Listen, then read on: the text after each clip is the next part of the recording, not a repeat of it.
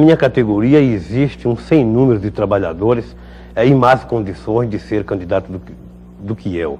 Eu acredito e quero crer que o que falta para nós, trabalhadores, é sabermos ainda escolher e sabermos medir a nossa força para que amanhã possamos eleger um sem número de trabalhadores para nos representar na Câmara Federal, na Assembleia Legislativa, nas câmaras de vereadores e no Senado, porque ainda há uma certa tendência do trabalhador entender de que para representar ele tem que ser intelectual, tem que ter diploma de advogado, tem que ter uma série de coisas.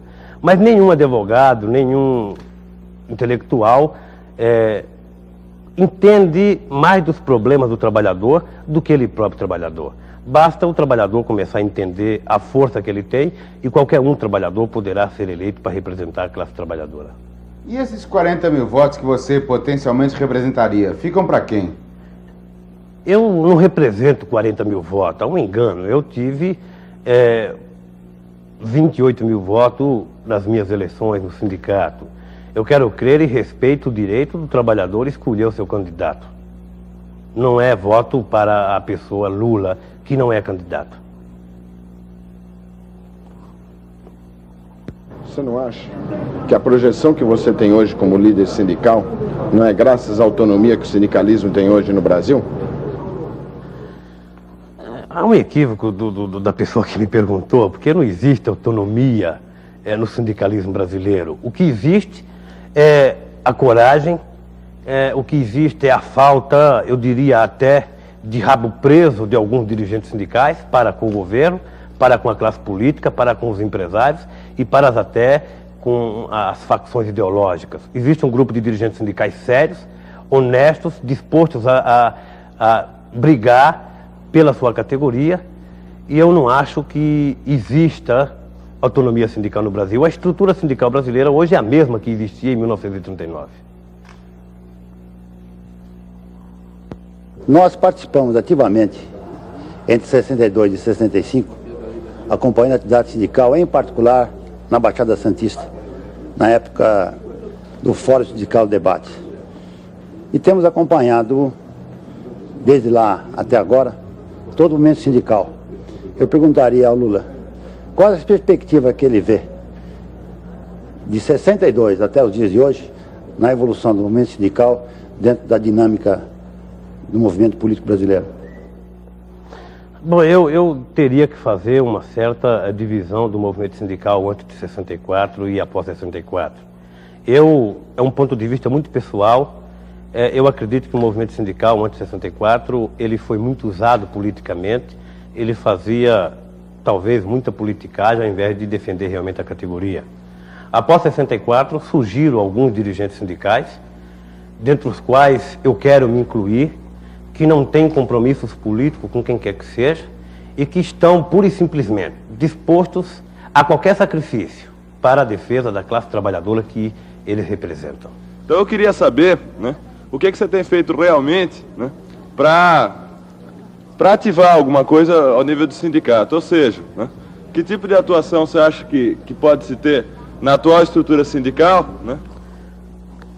Eu acho que há um equívoco também aí da pessoa que perguntou no seguinte, quer dizer, querer comparar o movimento sindical atuante, eu poderia citar alguns companheiros de Belo Horizonte, alguns companheiros de Porto Alegre, alguns companheiros do Rio de Janeiro, alguns companheiros de São Paulo mesmo, a situação que se encontra hoje o senador Magalhães Pinto. Eu acho que a coisa mais importante da vida do homem é ele vender ideias e que exista os aceitadores, os compradores dessas ideias. Eu acredito até de que não o sindicato de São Bernardo, mas a categoria metalúrgica de São Bernardo do Campo e Diadema tem dado uma demonstração ao Brasil de que não é difícil unir a classe trabalhadora e de que também não é difícil fazer com que a classe trabalhadora, acreditando na força em que ela tem, consiga a sua liberdade. Lula, a pergunta tinha uma avaliação implícita. Você está falando muito e fazendo muito pouco. Eu acho que, falando muito, eu já estou fazendo muito. Existia um tempo, até outro dia, existem milhares de dirigentes sindicais que nem falar não falam. Eu quero é que todos falem um pouco. E a partir do momento que todos falarem um pouco, que todos venderem a sua ideia, eu acredito que a classe trabalhadora marchará para uma vitória que será irreversível. E as greves recentes, como em algumas indústrias de automóveis, de caminhões e tal, são devido à sua fala ou a fazer alguma coisa a mais? Eu espero aí que os ouvintes julguem isso. Eu acredito de que as greves surgidas em algumas empresas no meu setor, em outros setores, é pelo sufoco que a classe trabalhadora está.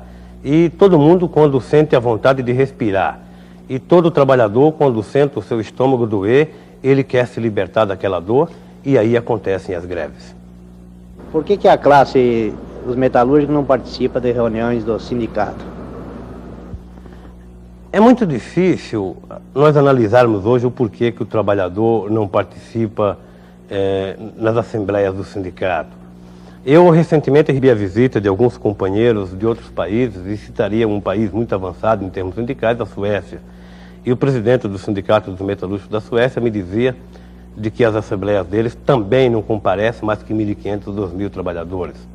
Acontece que nós não devemos ver a salvação do sindicalismo brasileiro ou da classe trabalhadora pela quantidade de trabalhadores, mas sim por uma minoria de trabalhadores conscientizada, por um grupo de trabalhadores que, unidos, cheguem ao consenso de coordenar uma luta de classe, e aí nós teríamos a participação de toda a classe. Agora, é mentira de quem disser que só irá fazer o movimento da classe trabalhadora quando tiver todos os trabalhadores no sindicato. Mesmo porque não existe nenhuma sede de sindicato que tenha salão que caiba mais que 3.000 pessoas. Então nós devemos selecionar um grupo de trabalhadores conscientes, prepará-los e a partir daí soltá-los dentro da fábrica para que eles comecem a fazer o sindicalismo dentro da fábrica, que é aonde nasce o sindicalismo autêntico. Eu não sou sindicalizado pelo seguinte, porque eu entro 15 para as 8 e saio 5h30, né? Todos os dias, e não tenho tempo, certo? E sábado provavelmente quase a mesma coisa, e não tenho tempo de ir para nada, domingo não funciona, mas eu gostaria de ser sócio do sindicato.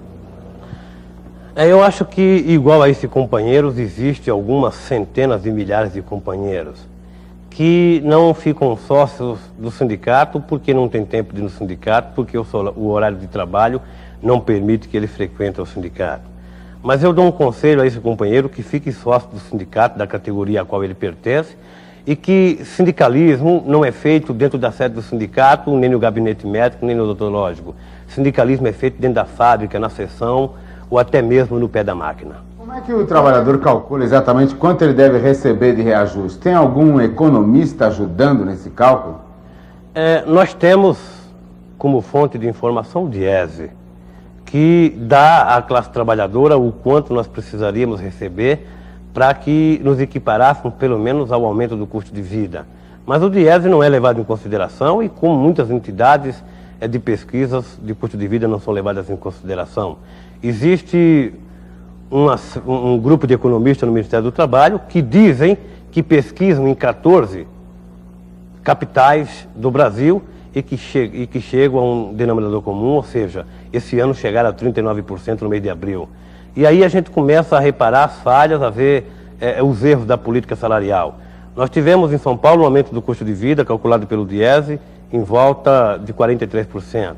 E tivemos em Belo Horizonte o aumento do custo de vida calculado pela Fundação Getúlio Vargas em 65%. E os trabalhadores reajustados em abril em São Paulo tiveram 39%, e os trabalhadores reajustados em abril em Belo Horizonte tiveram 39%. Daí é fácil a gente perceber as falhas da política salarial, porque os companheiros de Belo Horizonte poderiam pelo menos receber no mínimo 60% para fazer frente ao aumento do custo de vida.